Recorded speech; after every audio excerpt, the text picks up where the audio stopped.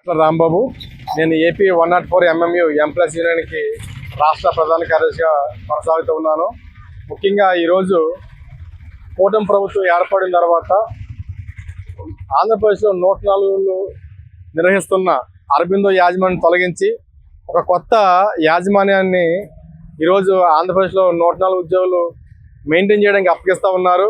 అయితే ఈ నిబంధనలు పెట్టినప్పుడు అందులో ప్రధానంగా ఉద్యోగులకు ఎటువంటి మేలు కూడా ఈ కూటమి ప్రభుత్వం చేయటం లేదు.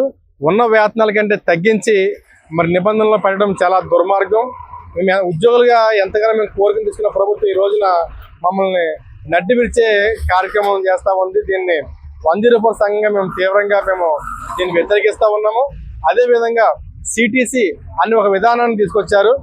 దీని యొక్క పర్యవసానం ఏంటంటే యాజమాన్యం వాటాన్ని ఉద్యోగికి రెండు వైపులో కూడా ఉద్యోగం నుంచి వసూలు చేస్తూ చాలా అన్యాయం చేస్తూ ఉన్నారు. గతంలో కూడా ఇలా జరిగిన పరిస్థితుల్లో మేము తీవ్రంగా వ్యతిరేకించాము.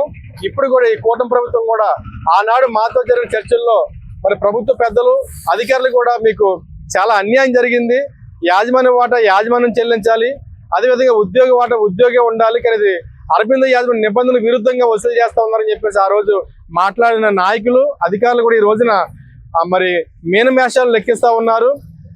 సిటీసీని ఖచ్చితంగా మేము అమలు చేస్తామని చెప్పేసి అంటూ ఉన్నారు. ఖచ్చితంగా పిఎఫ్ వాటాను 2 వాటాలు కూడా ఉద్యోగి నుంచే వసూలు చేస్తూ ఉన్నారు. దీనివల్ల ఉద్యోగి సగటున 2,500 రూపాయల దాకా నష్టపోతున్నాడు. కాబట్టి గౌరవ ముఖ్యమంత్రి గారికి, చంద్రబాబు నాయుడు గారికి, అదేవిధంగా పవన్ కళ్యాణ్ గారికి మేము ఒకటే విజ్ఞప్తి చేస్తున్నాం. అయ్యా, సుదీర్ఘంగా మేము 104లో ఉద్యోగం చేస్తూ మా కుటుంబాలను మేము పోషించుకుంటూ అదేవిధంగా ప్రభుత్వానికి ఇటు పేద ప్రజలకి ఆరోగ్యాల కోసం మేము మధ్య వారధులుగా పనిచేస్తూ ఉన్నాం. అలాంటి మాకు ఈరోజు కష్టం వచ్చింది. ఆరోగ్యము పాడైపోతే అందరికి మేము వెళ్ళి వారికి సర్వీస్ చేస్తున్నాం. కరోనా సమయంలో కూడా మేము ఎంతగానో ప్రైవేట్ హాస్పిటల్ అన్ని మూతపడిన సందర్భాల్లో మేము గ్రామానికి వెళ్ళి ఆ బీపీ షుగర్ పేషెంట్లకు ఇతర వైద్యులందరికీ మేము కూడా ఎంతగానో సేవ చేసాము. అలాంటి మాకు ఈ రోజున ప్రభుత్వం పెద్దపీట పోయి మాకు ఉన్న జీతం కంటే తగ్గిస్తూ ఉన్నారు. కాబట్టి మినిమం టైం స్కేల్ మాకు అందరికి కూడా అమలు చేయాలని చెప్పేసి మేము ఈ రోజున ప్రధానంగా డిమాండ్ చేస్తూ ఉన్నాం. మనం కూడా మా దగ్గర నుంచి నిబంధనల ప్రకారం ఇవ్వాల్సిన పిఎఫ్ వాటా ఏదైతే ఉందో ఆ వాటా కూడా అరబిందో యాజమాన్యం ఇవ్వలేదు. అదేవిధంగా మాకు రావాల్సిన బకాయిలన్నీ కూడా ఇప్పుడు అరబిందో యాజమాన్యం వెళ్ళిపోతుంది. కాబట్టి ప్రభుత్వమే చొరవ తీసుకుని ఆ బకాయిలన్నీ కూడా మాకు చెల్లించాలి. లేని పక్షంలో మేము నిరంతరం పోరాటం చేస్తూనే ఉంటాము. ఎందుకంటే ఉద్యోగిగా మేము నష్టపోతా ఉన్నాము. గతంలో ప్రభుత్వ పెద్దలుగా మీరిచ్చిన హామీని మేము అడుగుతూ ఉన్నాము. మాకు కేవలం 3% మాత్రమే మాకు ఇస్తూ ఉన్నారు. గతంలో కూడా మాకు 3% మాకు చెల్లించారు. కాబట్టి దీన్ని మేము తీవ్రంగా వ్యతిరేకిస్తూ ఉన్నాము. యాజమాన్య వాటా యాజమాన్యం చెల్లించే విధంగా చర్యలు తీసుకోవాలని చెప్పేసి మేము ప్రభుత్వాన్ని కోరుతా ఉన్నాం. కాకినాడ జిల్లా 104 ఉద్యోగుల ప్రధాన కార్యదర్శిగా పనిచేస్తున్నాను. నా పేరు త్రిమూర్తులు. ఈరోజు 104 రాష్ట్ర కమిటీ పిలుపులో భాగంగా 104 ఉద్యోగులకి జరుగుతున్నటువంటి నా అన్యాయం మీద రాష్ట్ర వ్యాప్తంగా అన్ని జిల్లాల కలెక్టరేట్ల దగ్గర ధర్నా కార్యక్రమం చేయడం జరుగుతుంది.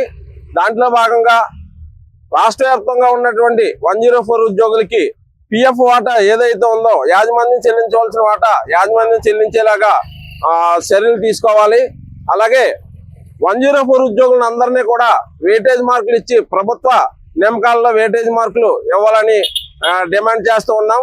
గత 5 సంవత్సరాలుగా అరవిందో ఇవ్వాల్సిన బకాయిలు 5 సంవత్సరాలుగా ఇవ్వాల్సిన ఇంక్రిమెంట్ 1 సంవత్సరం ఇచ్చారు. మిగతా 4 సంవత్సరాల ఇంక్రిమెంట్తో పాటు మాకు రావాల్సిన ఈఎల్స్ కానీ అరవిందో నుంచి రావాల్సిన ప్రతి పైసా కూడా మాకు ఈ ప్రభుత్వం ఇప్పించి న్యాయం చేయాలని చెప్పి డిమాండ్ చేస్తూ ఉన్నాం. అంతేకాకుండా రాబోయే యాజమాన్యానికి ఇచ్చేటప్పుడు ఇప్పుడు ఉన్నటువంటి జీతాలు తగ్గించకుండా మాకు ఇంక్రిమెంట్లతో సుద్ధా వచ్చేలాగా ప్రభుత్వం చర్యలు తీసుకునేలాగా ఇప్పుడు ఉన్నటువంటి ఆంధ్రప్రదేశ్ ముఖ్యమంత్రి గారు నారా చంద్రబాబు నాయుడు గారు, ఉప ముఖ్యమంత్రి గారు పవన్ కళ్యాణ్ గారు కూడా మా 104 ఉద్యోగులకి న్యాయం చేయాలని చెప్పి ఈ రోజు రాష్ట్ర వ్యాప్తంగా ఉన్నటువంటి 104 ఉద్యోగులు డిమాండ్ చేస్తూ ఉన్నాము. ఇదే కనుక అమలు చేయకపోతే రాబోయే రోజుల్లో మా సమస్యలను మా డిమాండ్లు ఇంకా ఉధృతం చేసి రాష్ట్ర వ్యాప్తంగా ఉన్నటువంటి 104 ఉద్యోగులందరూ కూడా ఉద్యమించవలసిన అవసరం ఉంటుంది. కాబట్టి మాకు న్యాయం చేయాలని చెప్పి తెలియజేస్తున్నాం.